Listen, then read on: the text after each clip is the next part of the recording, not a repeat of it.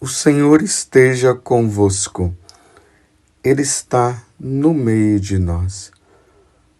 Proclamação do Evangelho de Jesus Cristo, segundo Lucas. Glória a vós, Senhor. Naquele tempo, disse Jesus: Ai de vós, porque construís os túmulos dos profetas. No entanto, foram vossos pais que os mataram. Com isso, vós sois testemunhas e aprovais as obras de vossos pais. Pois eles mataram os profetas e vós construís os túmulos. É por isso que a sabedoria de Deus afirmou: Eu lhes enviarei profetas e apóstolos, e eles matarão e perseguirão alguns deles, a fim de que se peçam contas a esta geração do sangue de todos os profetas, derramado desde a criação do mundo, desde o sangue de Abel até o sangue de Zacarias, que foi morto entre o altar e o santuário. Sim, eu vos digo, serão pedidas contas disso a esta geração. Ai de vós, mestres da lei, porque tomastes a chave da ciência. Vós mesmos não entrastes e ainda impedistes os que queriam entrar. Quando Jesus saiu dali, os mestres da lei e os fariseus começaram a tratá-lo mal e a provocá-lo sobre muitos pontos. Armavam ciladas para pegá-lo de surpresa por qualquer palavra que saísse de sua boca. Palavra da salvação. Glória a vós, Senhor. Meus irmãos e minhas irmãs, mais uma vez continua essa controvérsia, essa luta entre os fariseus e os doutores da lei. Em algum momento foram os saduceus, em outro momento foram os herodianos, que na verdade eles se opuseram contra Jesus. Eles estavam contra Jesus. Eles não queriam aceitar o que Jesus falava. Por mais que Jesus já tivesse mostrado tudo através dos sinais, dos milagres que Jesus havia feito, expulsou os demônios. Jesus havia ressuscitado pessoas. Cegos de nascença passaram a enxergar. Paralíticos começaram a andar. Sem contar as palavras de verdade, de autoridade que saía dos lábios de Jesus e convertia o coração das pessoas. Mas eles estavam com o coração tão fechados que eles não queriam de maneira nenhuma. Quanto mais Jesus fazia alguma coisa, mas eles se opunham a Jesus. Por exemplo, Jesus expulsou aquele demônio de uma pessoa e eles disseram: é pelo dedo de Satanás que ele faz isso, é por Beelzebu que ele faz isso. Então, quanto mais Jesus se mostrava como Senhor, como Deus, como Salvador, mais eles fechavam o coração. E aí nós vemos hoje, no final do Evangelho, a determinação por parte deles. Eles A partir desse momento, os mestres da lei e os fariseus começaram a tratá-lo mal. Olha só, já começaram a tratar Jesus mal, provocando sobre muitos pontos. Então eles ficavam questionando e não abriam o coração. E armavam ciladas para pegá-lo de surpresa por qualquer palavra que saísse de sua boca. Eles estavam determinados a prejudicar Jesus, matar Jesus. É por isso que lá no início do Evangelho de São João, no capítulo 1, que fala sobre o prólogo, lá diz assim: veio para os que eram seus e os seus não o receberam. Não quiseram receber. E aí Jesus começa então com os ais. Ai de vós, escribas e fariseus. Ai de vós, doutores da lei. Assim como os vossos pais mataram os profetas, vocês também matam os profetas. Ai de vós, escribas e fariseus, doutores da lei, porque vocês não deixam a pessoa entrar no céu, no caso. Vocês se colocam bem na frente da porta de entrada do céu e vocês não entram e não deixam os outros entrarem. Ai de vós! Esse ai, meus irmãos, ele tem o seguinte significado.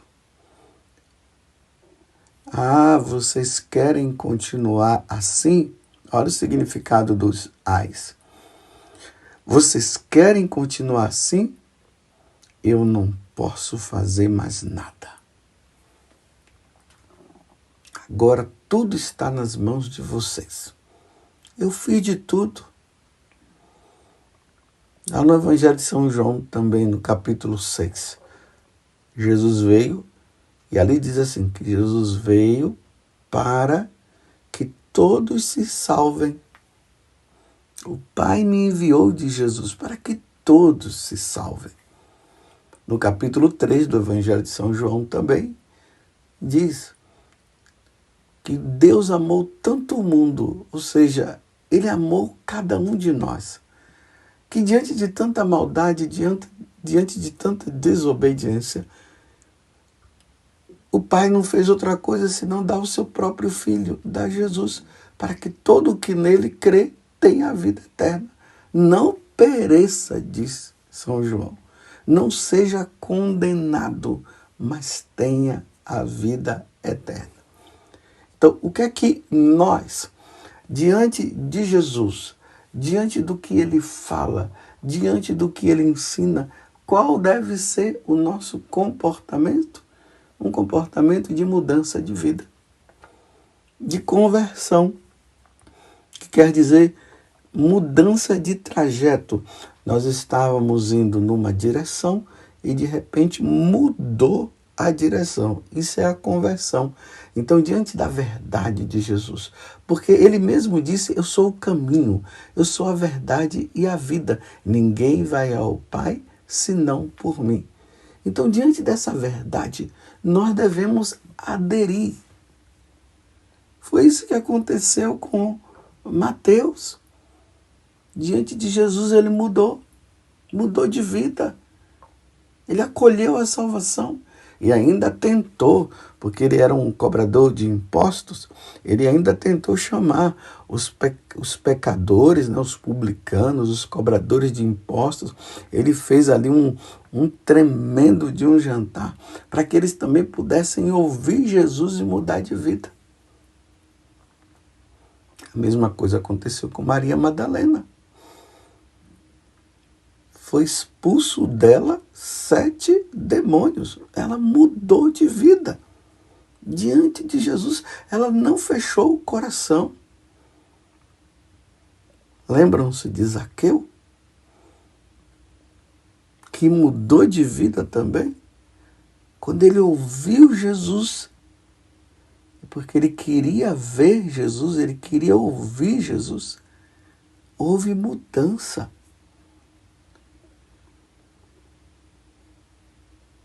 Mas já, por exemplo, Herodes não mudou. E lá diz que Herodes queria ver Jesus. E na oportunidade que ele teve de ver Jesus, ele não mudou o coração. Diante de João Batista, que dizia: Herodes, você está com a mulher do teu irmão, você não pode estar com ela. E seduzido por Herodíades, mandou matar João, trazê-lo numa bandeja, a cabeça de João Batista. E matou João Batista para continuar no erro, ele e Herodíades. E a filha que também apoiava aquela situação errada, aonde Herodes estava com a mãe dela, sendo que Herodes não era, ou melhor, isso, que Herodes não era o pai dela, porque o pai dela era o outro, e ela apoiava também. Não mudou. E Pilatos, que lavou as mãos.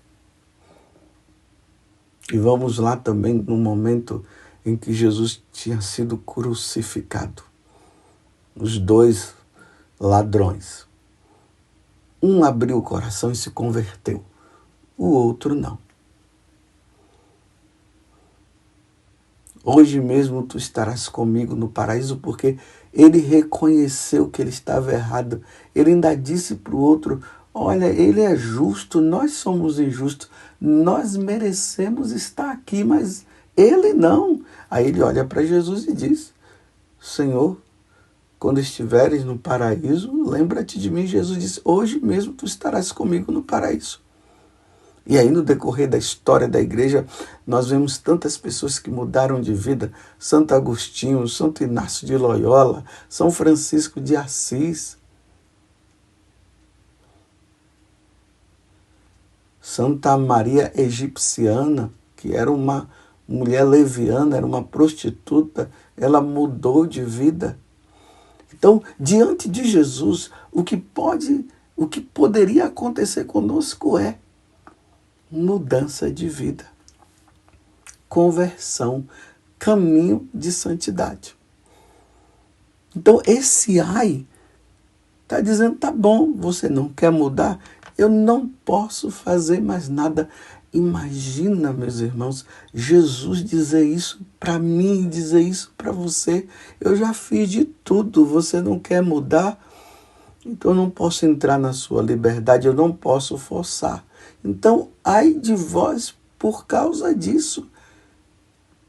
Ai de vós. Então, esse ai de vós quer dizer assim: também vocês terão as consequências de tudo isso. Não abrem o coração, vocês não vão se salvar. E eu vim para te salvar, diz Jesus, porque eu não quero que ninguém se perca. Jesus nos quer no céu. Mas se o homem persiste em viver na mentira, como questionar a verdade? A mentira deve ser, sim, questionada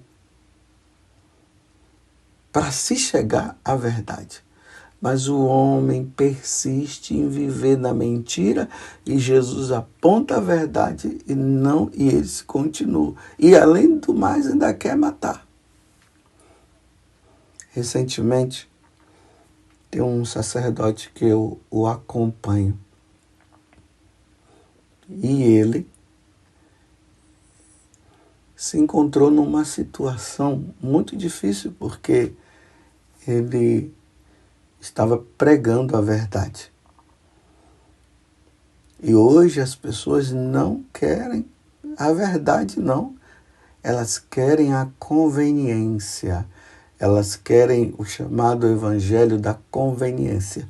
O que é o evangelho da conveniência? É aquele evangelho que me agrada. Aquele evangelho que não me faz mudar de vida. Aquele evangelho que fica massageando o ego da pessoa, que diz, não tem problema, você pode continuar assim. Porque Deus é amor, não tem problema não. Aquelas coisas do passado, elas já mudaram. Esquecem que Jesus é o mesmo ontem por toda a eternidade. Está lá na carta aos Hebreus, ou seja, as verdades de Deus não mudam. O que Jesus falou está falado e não vai mudar. Mas ali naquela paróquia onde o padre estava falando as verdades, algumas pessoas se ofenderam. Elas queriam continuar no erro. Então sabe o que foi que elas fizeram? Começaram a ir na missa desse sacerdote e gravar as homilias dele, para depois levar essas homilias para o superior deste sacerdote, para que eles pudessem tomar uma decisão, porque eles estavam ofendidos com a verdade, porque na cabeça deles era o seguinte: nós queremos continuar assim. Olha, se eles estavam descontentes com a verdade e queriam permanecer no erro, então vão em outra igreja, vão diante de um sacerdote, vai ouvir o sacerdote que massageia os pecados deles. É só fazer isso. Mas não, diante da maldade, foram lá, gravaram.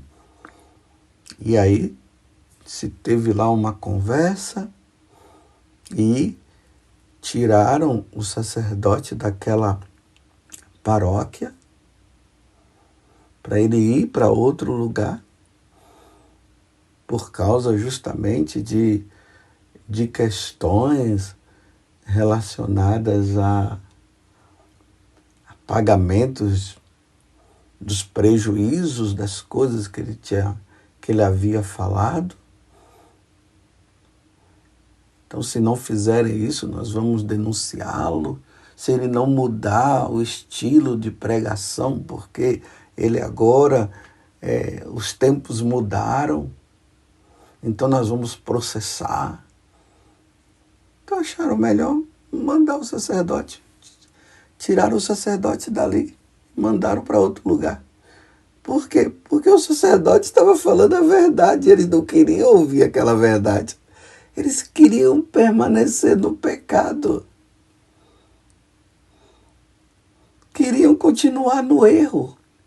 Ai de vós, que vive fazendo gravações diante das verdades que são faladas pelos ministros de Deus, porque vocês não querem ouvir a verdade, então vão lá e processam. Ai de vós, esse ai de vós é isso.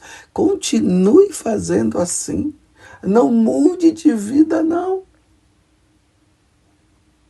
Tudo bem, um sacerdote que anda falando heresias, que anda dizendo coisas que não tem nada a ver com o que a tradição da igreja sempre ensinou, o que nosso Senhor sempre ensinou, o que os santos sempre ensinaram. Tudo bem, é advertido, é chamado, mas ser advertido porque falou a verdade, porque querem continuar no pecado. É o que os fariseus fizeram aqui. Tratavam mal a Jesus, armavam ciladas para pegá-lo de surpresa, por qualquer palavra que saísse da sua boca, porque eles não queriam aceitar o que Jesus estava falando. Então, meus irmãos, a verdade não pode mudar, não tem como mudar. Se uma pessoa disser assim, Deus não existe, Deus não vai parar de existir porque a pessoa disse que Deus não existe. Deus vai continuar existindo. É Ele que vai continuar na mentira. Um outro exemplo. Se nós dizemos uma verdade, olha, o fogo queima. E o cara diz, não, o fogo não queima, não é bem assim, tal. Não queima não, olha, o fogo queima. Não, mas o fogo não queima, então tá bom, então pegue, vai lá no fogo, você vê o que é que vai acontecer. É assim que o mundo está hoje. Assim como perseguiram Jesus por causa da verdade, hoje tem sacerdotes, bispos que estão sendo também perseguidos por causa da verdade. E tá bom, tá certo.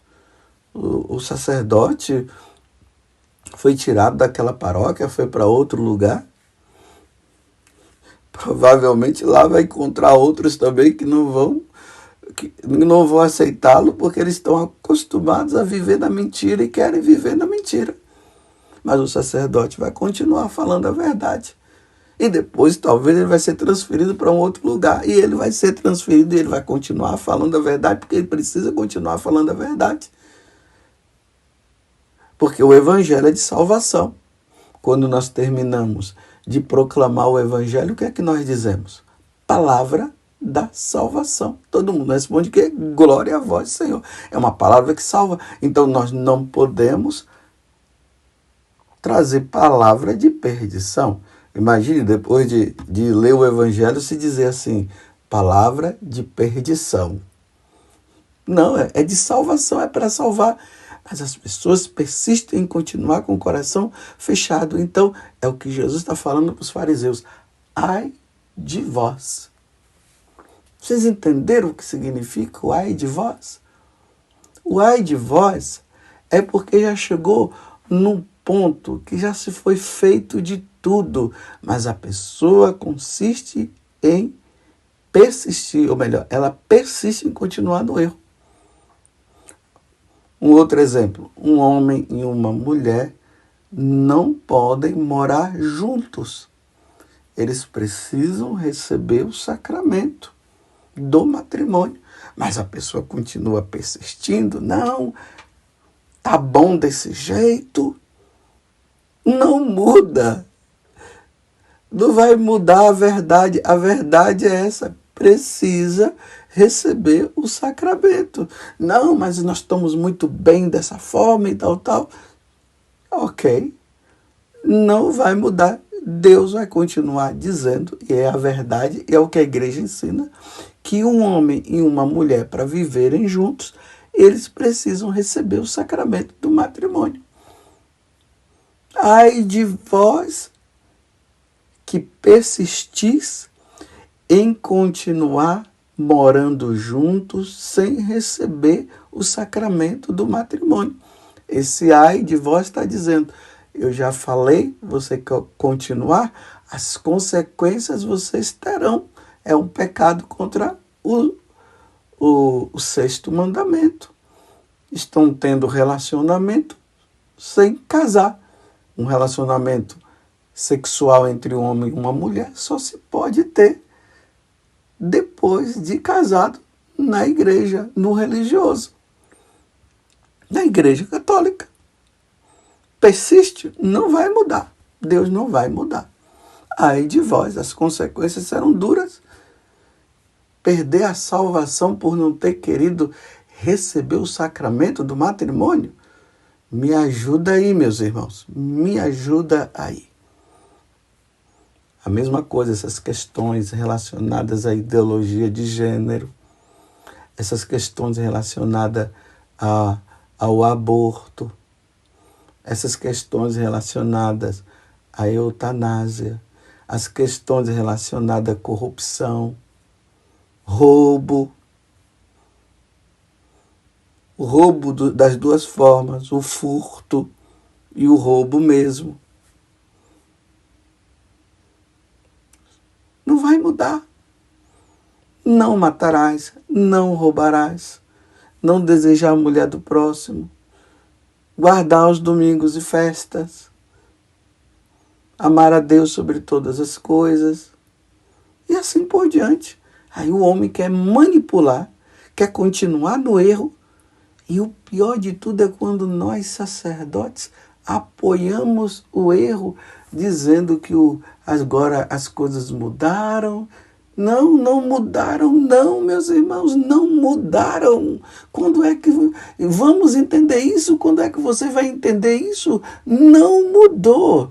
Por exemplo, não é para usar o DIU, não é para usar os métodos contraceptivos, não é.